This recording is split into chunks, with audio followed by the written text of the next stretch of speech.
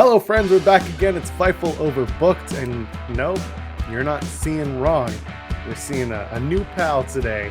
Drew is taking the week off. He's going to be back next week for Hits and Misses. But I got JPJ with me. He's going to do Hits and Misses. JPJ, how you doing? Tell the folks a little bit about yourself before we start. Yeah, thank you for having me. I got big shoes to fill, filling in for Drew this week. But yeah, I work. Well, now I am a contributor. We have a show coming up soon called The Botch, which will be out hopefully sooner than later. So I'm excited about that. But I also contribute over on Love Wrestling with Spencer Love and the crew over there. I have a show Between Two Beards that airs at 8 p.m. on Thursday evenings on all our platforms over there. Yeah, man, I've been doing this for about a year or so I'm still kind of relatively new to the game, but it's been a fun year. Met a lot of cool people. Met you at SummerSlam, which was a good time out in Vegas. So yeah, I'm actually happy to be here. I'm ready to do the show. Like I said, filling in for Drew. So hopefully I do okay. You'll do great. We shared a room at SummerSlam, therefore we are forever connected. Yes, by that, staying that at is the true. Embassy Suites Hotel. We sure did. So let's dive right into it. It's Hits and Misses. We take our top 5 of the week, good and bad. We talk about it for a little bit, and we're in and out. Let's go to it. Let's start with the hits. Number 5, JPJ. I'm going to give you the opening salvo. Go for it. Oh, I appreciate that. Yeah, number 5 for me is from SmackDown last night. It was that New Day Los Lotharios tag match last night. I thought, New Day, they always put on good matches, so I was expecting a good match, but it was like a really, really good match. There were some cool spots in there, that like drop kick slam that Los Lotharios did, the bulldog like transitions. It was just a fast-paced, really, really good tag match that I was expecting to be good, but not as good as it actually was. And it was the best match on SmackDown, I thought, far and away. Yeah, so that started off my list at number 5 this week. I completely agree with you. It wasn't on my list, but that match was excellent. I'll give you my number 5 from Rampage, also last night. Mercedes Martinez versus Thunder Rosa. First of all, people know that I'm a big, big fan of Mercedes Martinez and of Thunder Rosa, but I'm a big Merc fan. Sorry, I say it every time. She's the best. The match itself was just a lot of fun. It was a really, really hard-hitting match, which I expected. If we don't get a street fight between these two, potentially on a pay-per-view or a loaded Dynamite, even as a main event on a Dynamite, I don't know what we're doing here. I was a big fan of that match. Loved the DQ finish because it made sense. They played it out perfectly with Britt Baker. So all around, Mercedes Martinez, Thunder Rosa, that's my number 5. Yeah, and a rare DQ for AEW. They don't do a lot of DQs, so the fact that that was a very, very good match, and I hope it continues. I do want to see either a lights out or no holds barred or just a brutal fight between those two. Yeah, that'll be a lot of fun. Put those two in a cage. Oh my God, that'd be great too. Yeah. Give me your number 4. Let's go. I have the Tony Khan announcement. Everyone gets really excited about Forbidden Doors and all, who's coming, who's signing, who's going where. So Isaiah Cassidy didn't make my list, but I thought he had a really good showing against Sammy Guevara last night too. But they announced that for a qualifying match for the Face of the Revolution ladder match, there's going to be a surprise opponent who's also going to sign a contract with AEW. So we all love speculation and who it's going to be and things like that. So it's an exciting thing to think about, for the next 3 or 4 days until Dynamite, like, oh, who's going to be, there's names out there. People are freed up now from the batches in November, the 90 days. So it could be a lot of people. Keith Lee, it could be a bunch of people. So yeah, that's excitement and more speculation for us to chatter about for the next handful of days until we get there. You mentioned Keith Lee. Give me one other name that you think it could be other than Keith Lee. Oh God. Oh man. I would have to look at the list of like who just got free. Keith Lee is the one that jumps to the top of my list. Keith Lee is fine by me. I just wanted to give you a second name just in case you had another name in mind. I got a few names in mind. All right. Well, if you want, I can definitely by the end of this, I'll have a second name. I got to look at the batch. But if you have a few, like who you thinking? I don't know if your list involves that as well, but I'm not going to tell you here today. I'm going to tell you guys to watch Tim and Joel Call It in the Oh, there Ring, you the go. Sunday edition, because I know Tim and we're going to talk about it there. Good. So There you tune go. in. That's going to be noon Eastern on Sunday. Or if you're watching us after the fact, you can just go into the videos on demand and check us out talking about Forbidden Door, Tony Khan, who's coming in, who's not coming in. We're going to talk about that. Let's move on. I'll give you my number 4 from Monday Night Raw. It was the setup for Lita and Becky Lynch for their women's championship match at Elimination Chamber. Big fan of Lita coming in and basically shit talking her way without having to even say much into a championship match. Becky played it perfectly. She was cocky. She was arrogant. She was stupid in the best possible way. I love the setup. These two, I've said it elsewhere, the match isn't going to be 5-star amazing, oh my God, but it's going to be a lot of fun. They're going to find a way to make it a different match than what you normally see in the WWE Women's Division.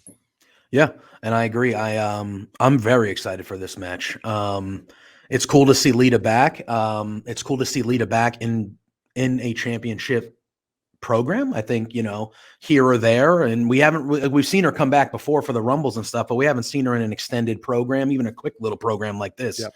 And I think Becky's perfect for her. Like you said, it's not going to be a 5-star classic or anything like that, but it's going to be an entertaining match with two all-time performers. Exactly.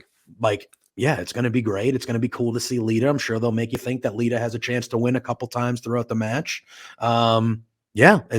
It was really good. I liked what they did on Monday with that whole angle. Good stuff. Let's go number 3. JPJ, tell me what you think. Yeah, my number 3 was the Bryan Danielson, John Moxley promo on Dynamite. The thought of Danielson, and he's trying to recruit Moxley. Don't know if it'll end up that way, but the thought of Danielson having a crew with him in AEW, especially the names that he mentioned Daniel Garcia, he mentioned Lee Moriarty, those names. And if Moxley was to get involved and it's Danielson, Moxley, and those guys, or even if it just ends up being Danielson and those guys, I am all for Bryan Danielson's stable of young, physical, submission-based wrestlers like that, just beating the crap out of the AEW roster. All on board. Yeah. So this is our first crossover because that was my number 1. Oh, all right. That was my number 1 moment. I liked Bryans Offer. I liked the promo. I think it absolutely added to the fact that we had just seen a match between Wheeler Yuta. Yeah, they mentioned John Yuta Moxley. too. Yeah, that was the third name he mentioned. Yes. And not only that, I mean, the names that Bryan mentioned were excellent. Mox's facials were great. Do I think it's going to lead to a team of Bryan Danielson? I'm going to do that to the end of time. Forever. Yeah. Is it going to be Bryan and Mox? I don't necessarily think so as a team, but I do think that there is something going on that's going to lead to a double turn. That's what I've been saying since the get-go. We had Bryan turn as a result of Mox taking time off and going in for treatment. And now you can't come back and just immediately boo Mox because he's battled his demons. He's the great conqueror. He's coming back. Now you got to turn that around. And I think this is the start of them trying to turn that around somehow. We'll see how they do it. But that was my number 1 pick of the week was Bryan's Offer. And I think it's real neat. Give me your number 3 because I basically just gave you my number 1 and then we can come back. Well, the Danielson Moxley was my number 3. That was your number 3. Oh, then yeah. I always do this every week. I forget where we are. Then I'll give you my number 3. And that was from Impact this past week, Matt Cardona versus Jordan Grace for the Digital Media Championship. And this might shock some people, but it's my favorite because every week on Impact, we see Matt Cardona the face. We don't like it. We don't love it. We're just waiting for something to happen. We want to see the Cardona that we see in GCW. We want to see the heel, smarmy, POS Matt Cardona. And this week, we're finally seeing it. It finally started to happen. The match was good. It's Jordan Grace. It's Matt Cardona. It's what you get. But it's everything that happened afterwards that made it all the better as Matt Cardona starts his heel turn and Impact. Yeah. I wrote it down as you were saying it. I did not see this match. I'm not a regular viewer of Impact, but that Cardona character that is in GCW and is that, yeah, I've been to WWE. That means I'm better than all you guys. Like I've been Exactly. there. I've been to the mountaintop before. Like, yeah, I've had a WrestleMania moment. Like that's the character that I want to see. And I know he was playing not that character in Impact. He was just playing a face, which is fine. So to hear that they're starting to go that route where that will be his character there as well, that makes me happy because last year, Matt Cardona, he made himself relevant in the wrestling landscape. He got Yes. released and he said, no, I'm not letting that, I'm going to go to GCW. I'm going to do the stuff with Nick Gage. He made himself a top priority in the wrestling community of people talking about him with that character. So that makes me excited that that character will now be an Impact where he is a lot of the time. He's there. So to get that character, I think he plays it really well. He has that perfect thing where you want to hate him, even if you don't, like you want to hate him because he is that cocky guy. So that makes me excited that they're going that route with him. Toss me on your number 2. My number 2 was Seth Rollins entering in the Royal Rumble in the Shield garb and the Shield music. Yes. You had mentioned it last week when you were talking about the Roman Seth feud. I like the Roman Seth feud because this seemed like the first time where someone was getting in Roman's head. It wasn't just Roman being annoyed or angry with he was feuding with. Like this was like Rollins was getting in his head a little bit. And for Roman to come out first, and then all of a sudden you hear the Shield music and you can see Roman's face immediately. He's like, what the hell is this? Like, what's going on? And then you see Rollins coming through the crowd in the vest, but he's doing the current Rollins, laughing, like mannerisms and things like that. I loved it. I thought it started off the Royal Rumble on a really high note, and then, how it went is how it went after that. But I thought I loved it. I was all for it. I'm all for head games in wrestling. That's part of the thing. And Rollins does it really well. And the fact that he could mess with Roman like one last time before the match, especially like you hear that Shield music. They're one of the best groups of all time. Like the nostalgia, just everything that's involved with it. Like it was just a really, really cool moment and a really good way to kick off that event on Saturday. I fully agree with you. I love mind games in wrestling. I love storytelling in wrestling, and that in the Royal Rumble, a show that wasn't great, that was probably the best piece of storytelling that they had. So I I agree. fully agree with you. I'll give you my number 2, and I would be shocked if this is not your number 1. MJF versus CM Punk. Was that your number 1? That is my number 1. Yes, that is my number 1. You steal one, I steal one. So MJF and Punk. First of all, when that entrance started at what 9:20, it was 9:15. Yeah, it was early. Yeah, You knew they and were getting time. I said they're going to do 40 minutes in this match. They don't do that. They're not going to do that. And then lo and behold, they not only went the 40 minutes, but they absolutely went all of the 40 minutes in a great match, back and forth, false finish, great storytelling. Everything worked out. I was very, very happy to see that match come and go as it did. So MJF versus CM Punk, that is my number 2. It's your number 1. You feels like you froze. All right, we had a little technical snafu, but guess what? We're back. And we're going to pretend like nothing ever happened. And JPJ is going to give me his number 1, which was my number 2, MJF versus Punk. Go for it. Yes. So MJF versus Punk, as you were saying before we hit that snafu there, you heard the music early. You heard MJF's music at 9:15, and you were like, okay, these guys are going to get 40, 45 minutes here to tell us a good story. And they did. The match was great. I love CM Punk dominating at the beginning and kind of acting like, oh, this is easy. Like, getting on the turnbuckle, laying down across it like, it's a piece of cake. And then you start seeing MJF building back, and then MJF with the false finish of him with the piece of wristband choking him out. And he did it very cleverly, putting his arm over it so you couldn't see it. Yep. I'm sure that's been done before, but I felt like in the moment I was like, I've never really seen that smart little, what a way to do that. And with them going all the way through Punk, like with the arm, like passing out, and you're like, oh my God, it's over. That's it. And then building up to the whole second half of that match. And then MJF getting the victory over CM Punk in Chicago, first AEW loss. I thought it was told perfectly. I thought the match was perfect. They have made MJF. They continue to perfectly book MJF. I think the only thing I have disagreed with on the MJF style is I wouldn't have had him lose to Jericho ever. But besides that, I think that they have like perfectly booked him throughout AEW, and I think he had to win that match. He needs to tell us that he beat CM Punk in Chicago for his first loss forever. Like that fits the MJF character. Twice. He technically beat him twice. Yes. In the same match. And also the Wardlow sleight of hand. We cannot let that sit, no, unknown. It was great. Well done. Yeah. And can't catch it second time around. Perfect. Absolutely. And the way they did that too, where the first camera angle, you didn't see Wardlow give him the ring. You didn't see it until the replay where they had that different camera angle from behind. And you're like, because you're expecting with the build, you're expecting, is this the time that Wardlow's going to really tell MJF now, like, I'm done with you? Yeah. And then just to see him kind of stay in line and do what he had to do, like, it was just perfectly done. Perfectly done. Perfect. All right. That's our top 5. Let's go to our bottom 5. I'm going to start us out. How about that? Okay. That works for me. Number 5, Ronda Rousey's return from the Royal Rumble and Monday Night Raw. I think she picked it up in SmackDown. I quite enjoyed that promo, but let's talk about the Rumble. Let's talk about Raw. She shows up at the Rumble. She wins the Rumble. A lot of people not big on that. And then she had that snafu of an interview after the Royal Rumble backstage for WWE, the backstage exclusive, which was not good, was panned by all, was not good.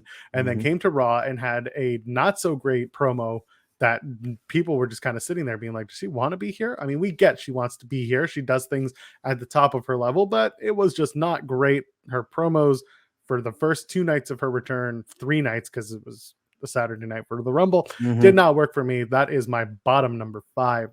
Go for it, JBJ. Yeah, I was one of those people that wasn't a fan of her winning the Rumble. I just think a person of that stature, like, we could have got to where we're going without her winning the Royal Rumble. And that's just how I feel. So it's good to have her back. Like, it's never a bad thing to have someone like Ronda Rousey back in the women's division. Like, puts a lot of eyes on it. And she was really good for the year we saw her here. So yeah, I'm not upset that she's back. I just, in the manner that she came back, I thought you could have gave the Rumble victory to someone who needed it more. I feel that way for both of those Rumbles, which we might talk about the other one on this list too. But as far as the promos go, I've never been super high on her promo work anyway, but it did feel like, especially the one after the Rumble where she was openly just saying like, I don't care. I don't care about the fans. I don't care about any of this. And I get it. That's part of her character, but it just seemed like, and especially with the Raw one too, it seemed like she just didn't like, it wasn't that important to her. Like, it was like, not only from a character level, like just from the way, I don't know, it felt more than just a character. It felt like, does she honestly, like you said, like, does she really not want to be here? She's literally just here because they gave her a boatload of money and she was like, I can't turn this down or whatever. Like, it was very weird. It was very a little odd. Yeah. All right. Hit me with your number 5 in the bottom. My number 5 was last night on SmackDown. Ricochet literally being 50-50 booked in back-to-back segments. In a tag match. Literally. Like, he got a quick little win over Ridge Holland, and I even went on Twitter and I was like, oh, Ricochet got a win? Cool. Like, can we get a couple more in a row here? And literally the next segment, it was a tag match and he lost. And I was like, all right. So, you know, WWE and 50-50 booking is no surprise. It's been something they've been doing forever, but back-to-back segments on the same show, I was like, come on, man. Just come on, man. Like, and like Ricochet, and you could see it in the tag match too. Like, when he gets tagged in, the crowd reacts. Like, the crowd wants Ricochet to be a bigger deal because he's fun to watch in the ring. And it's just been, since he's been to the main roster specifically, I just feel like they've just wasted a lot of time with someone that could be a potential, and he's not the only one. There's obviously a ton, but just the fact that they did the 50-50 in back-to-back segments like that, I was just like, man almighty, like, what are we doing? What are we doing? I don't have anything to add to that because honestly, I've seen it for so long from Cesaro and Ricochet.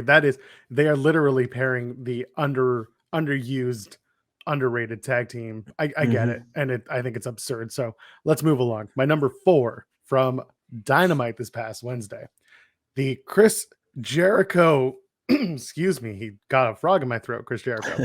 The Inner Circle team meeting promo. I don't care, Chris. And I Yeah. guarantee you, I hope I'm wrong because I like it when wrestling's good. I feel like next week in this slot is going to be the actual Chris Jericho Inner Circle team meeting. And I'm going to say, now you're just going to flash back to next, or flash forward to next week. I'm going to say, Chris, this team meeting could have been an email. Mm-hmm. And instead, we're going to have to sit there. But the promo itself was him being like, Eddie Kingston sucks and Santana and Ortiz have no respect. But Sammy Guevara is the TNT champion, so that's great. And Jake Hager is MIA, so that's cool. It's basically just, there's no reason to do it. And if it ends with everyone walking out on Chris Jericho and that dissolving the Inner Circle, then great. Let's do that. I'm fine with that. But no, that promo was not it. And I'm probably not going to enjoy the team meeting next week. But we'll see. I'll give it the time. What's your number 4? Or if you want to add to that, go ahead. Well, no, Jericho hasn't been it for me for a while. And yeah, I feel like the Inner Circle should have broke up with the Pinnacle stuff months and months ago. I think a lot of people felt that way. And like you said, if it leads to the breakup next week and then they officially, like Santana and Ortiz, either go with Kingston or go their own way, you got Sammy. And even if Jericho and Hager end up remaining buddies, fine, cool. But the Inner Circle, they're not an important figure of the show anymore. They're not an important figure of the company anymore. Like, you needed it to establish those younger guys with Jericho to start. It's run its course well over. It's run its course well over. So if it ends up being the end, cool. But like I said, it's going to be a 20-minute segment. We know this, where I feel like you and I definitely, but a lot of people aren't really invested in that story anymore. So yeah, I feel you. It just, Jericho lately in general, just, it has not been it for me at all. So there you go. Hit me with your number 4. My number 4 is Goldberg. Not so much. Goldberg has a place. If he wants to come back because he's doing the Saudi show, fine. Why does he need to fight for a title, let alone the main title on one of the shows? Like, it's just not, and I get it. Like, I believe you went on Twitter last night and you were like, I'm not thrilled Goldberg's back, but if they play with the story of like Roman ducked him a couple years ago at Mania, if you play that angle, there's a way to make it work where it will at least make sense and be like, okay, I think that Goldberg's perfect use is like when he first came back and he fought someone like Dolph Ziggler. I think that's where he needs to be. Like, just have a big match with somebody. Doesn't need to be involved in a top storyline, a top title, or anything like that. Because to me, I mean, and he ended up beating The Fiend for the title, so who knows? But like, it's one of those things where he's not beating Roman. He's not. And it's just, I don't know. I'm not so much a miss him being back in general, but it's a miss that we have to involve him in a top title picture when we know it's just like, it's a one-off. It doesn't really matter. It's just, So Goldberg, that's why he's low on the list for me, because I'm not 100% against it, but I'm just kind of like, all right, I'm done with him coming back and fighting for world titles. Goldberg was my number 3, so I'm glad I can just segue right into that. Yep, you said it yourself. I put it out on Twitter. I said, I don't hate that. I was about to say Jericho. No, I don't hate that Goldberg has come back. I will dislike it if they don't tell the story of WrestleMania 36, aka the Pandemic Mania, aka PC Mania, whatever you want to call it. That show was an anomaly, and Roman wasn't on it, and a bunch of things changed. And as a result, Goldberg ended up having a match against Braun Strowman, won the championship, blah, blah, blah. Doesn't matter. It was supposed to be Roman and Goldberg. We need to get to that story. They need to somehow make it as a Goldberg went to the WWE officials and said, I want this title match that was owed to me. Let's bring it back. And the officials said, let's go. And now they can get personal again. Now they can have something leading in to this match. I doubt that it will happen. They'll just run the match. But the larger story arc with Roman Reigns continues to be, I am beating my demons. I am beating the legends that hurt me. And if that's going to be Goldberg next, great. Just beat Goldberg in Saudi. Stop giving him championship matches, especially in foreign countries. Just move on. Do the Ziggler thing. Give him comedy squashes and people will love it. Goldberg will do no wrong for those people. That was my number 3. Give me your number 3 for the misses. My number 3 was Big E in totality. For me at the Rumble, I picked him to win the men's rumble. Me too. Yeah, he was my pick, and he had one of the most meaningless, like he got eliminated, didn't matter. He did nothing spectacular. And they basically just treated him like he was just any old person in the Royal Rumble. And now he's just back on SmackDown. And don't get me wrong, I love the New Day. I'm not upset that he's not back with the New Day. I don't think they should have separated him to begin with. But at the same time, yeah, it's just one of those things where I look at, like, he won the title. He got this moment that a lot of us wanted to see because we all love Big E. And the title run was a little underwhelming. And then it just seems like the company, or Vince, however you want to look at it, is just basically like, well, we tried that. It didn't work. So now guess what? You're back to where we need you. Funny comedy guy in New Day, that you're going to be like that. And it's just, yeah, it's sad. Like, he deserves more. He should be a face of this company. And just to kind of see that him get the opportunity, and then the opportunity kind of not be that great, not by his doing by any means. He tried it. He was going to ESPN. He was going all over the place, UFC fights. Like, he was doing his part, but the stories weren't great. And I feel like they kind of just looked at him as a failure of sorts. And now it's like, well, we know you'll succeed with New Day. So guess what? We're just going to have you jump the show, and you're just going to go back with your group because that's where you should be. And it's just, he deserves more. So what's especially frustrating, and I know we're going to talk about it, is that it's probably going to be the Usos and New Day at WrestleMania. 100%. 100%. I would probably bank on that. Yes. My number 2 is from NXT 2.0 this week. Malik Blade pitching a rose-colored tent. Yeah. I laughed at the segment in the moment. I don't need that. Listen, I've made the illusion a billion times. People know about it. NXT is high school, people trying to have sex, people meeting each other in the hallways and trying to start fights. I get it. That's what it is. But that Malik Blade and Idris Enofe segment just didn't do it for me. It was funny for a second, but otherwise, I didn't like it, man. I didn't. And I like NXT most weeks. That's my number 2. Yeah, I mean, I don't have a ton to add. I actually missed NXT 2.0 this week, sadly. Right, let's move on. Yeah, but yeah, it is definitely the NXT 2.0 definitely leans into that type of stuff. Because they still don't on the main roster. So that kind of like acknowledging that people are like attractive and things like that, and talking about things of that nature, it's definitely getting thrown into NXT a lot more. And it's yeah, it can is what it is. Hit me with your number 2. My number 2 was Brandy Rhodes and Dan Lambert from AEW Dynamite. Ooh, boy, this was bad. Brandy was out there. She does the corny, oh, I'm in Cleveland, when they're in Chicago trying to get, because she knows the crowd's going to be like, we don't want to hear from you. So she's like playing into that. And then Dan Lambert comes out, and at first he's getting cheered because they're like, yeah, we don't want Brandy here. And then he just starts going for the low hanging fruit jokes, talks about her, it was just not good. And it was tough. Like, there were points where I was like, I want to change the channel. That's how awkward I feel watching this from my couch.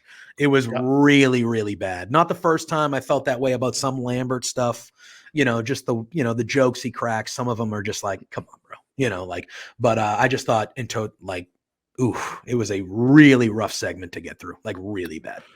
I fully agree, and that's why it was my number 1 miss of the week. Well, Dan Lambert and Brandy Rhodes. I just don't care. I don't need Dan Lambert coming out and saying, at your last job you were on your back all the time, or on your whatever it was, because that confused a lot of people, because a lot of people know that Brandy came from WWE.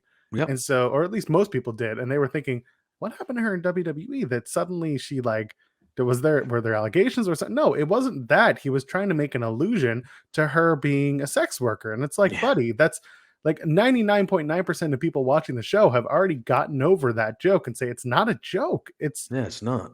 Man, sex work is real work. It 100%. Like, it's not. Yeah, and it's just like, and we saw it. Lambert has always floats around those type of jokes, and it's just like those jokes don't work anymore, man. Like, those things are not viewed the same way they were viewed 10, 15, 20 years. It just doesn't work. And yeah, it was just a really, really tough segment to watch.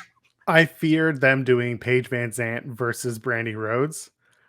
Mhm. I'm not going to make the joke, but it might remind you of a certain infamous match from Impact between two women that did not go well, and I'll leave it Yeah. at that. I'll let the chat, or I'll let the not the chat, I'll let the commenters figure out and tell us which match that was. Give me your number one miss of the week. My number one was the men's Royal Rumble match. Yeah, I get it. Awful.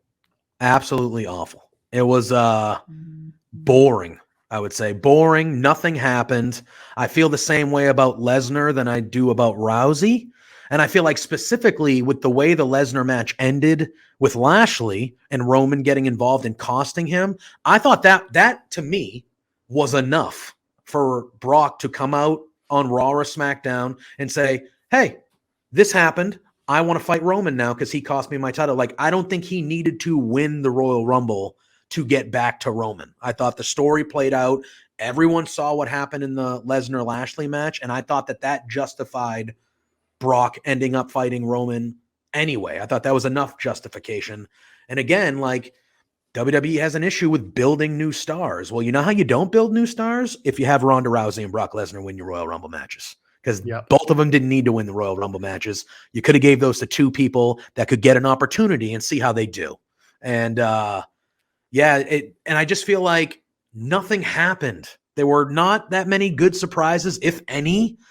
There were a lot. Like AJ Styles comes in at number one and he gets eliminated by Madcap Moss. Like, what are we doing? Future Intercontinental Champion Madcap Moss. Most likely, yeah. And like record. Why? And I understand Vince he's always liked Corbin, and this is nothing against Corbin individually, but like, why does Baron Corbin and why do they need to run through a quarter of the Royal Rumble in 2022? Like they don't need to be dominating a segment of the Royal Rumble. Like, we know who Corbin is. Like, we get it. We know who he is. He's established. We know what he is. Like, he doesn't need to eliminate 5 or 6 people and make him look strong in a Royal Rumble match.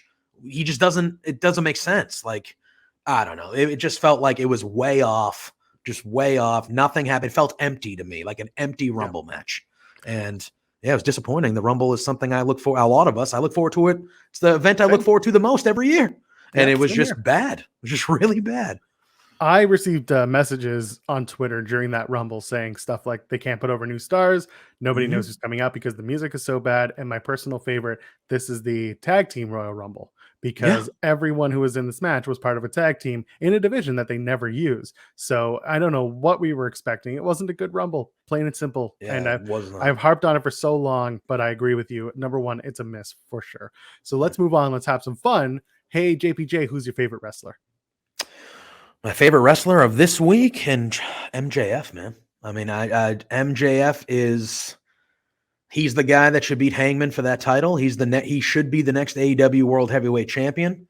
I thought, like I said, I thought they crafted. I was a fan. I know some people were hit or miss on the Punk MJF feud. There were weeks certainly where it was more of a miss than a hit.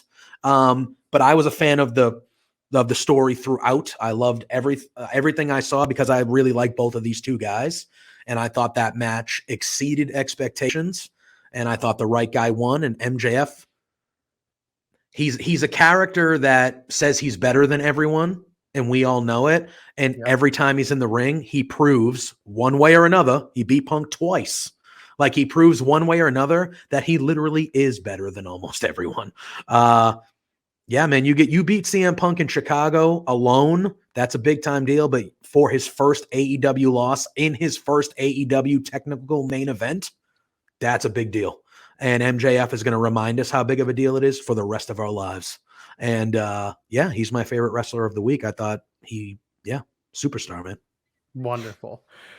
For me, my favorite wrestler is Mercedes Martinez. Nice. First of all, come on. How could you not? Mercedes Martinez. She is a legend. She is amazing. She's great. Probably shouldn't say she's amazing. She's great in that order. She's great. She's amazing. Anyway, Martinez coming in, having a fire match on Rampage, and then immediately being inserted into a story in the women's division that's not just related to a championship, but also related to interpersonal issues. I think that is gold. She is the type of person that AEW needs in terms of being able to take wrestlers to the next level and being able to take a division to the next level. She is the right person to coach. She is the right person to have on your roster. I've been saying it since she was released from NXT that Mercedes Martinez would make a huge difference. And so far, night one, she came in and has done that. I'm a big fan. Looking forward to that match with Thunder Rosa in the future, where they eventually just beat the brakes off of each other. And it's going to be real good. Oh, yeah. Oh, yeah, it will be. We got through it. Hits and misses one more time. Hey, JPJ, where can the people find you on the internet? Yeah, you can find me at Joseph_Poulin Jr. on Twitter. I'm also at JPJ Loves Wrestling on the Instagram as well. And then you can find me over at Love Wrestling. I do a couple shows over there, like I said at the top, Thursday nights between two beards. And hopefully you'll be seeing me on the Fightful Overbooked screens more often, starting very, very soon. So yeah, that's where you can find me. Give me a follow, give me a check out. I'm always willing to chat some wrestling. So hit me up, send me a comment or whatever. I love talking with everybody. So yeah. It's Fightful Overbooked, youtube.com/Fightful Overbooked, or you can just go to the website, FightfulOverbooked.com. I am at Joel Pearl, JoelPearl. Ladies, gentlemen, friends beyond the binary. We'll see you in the next video.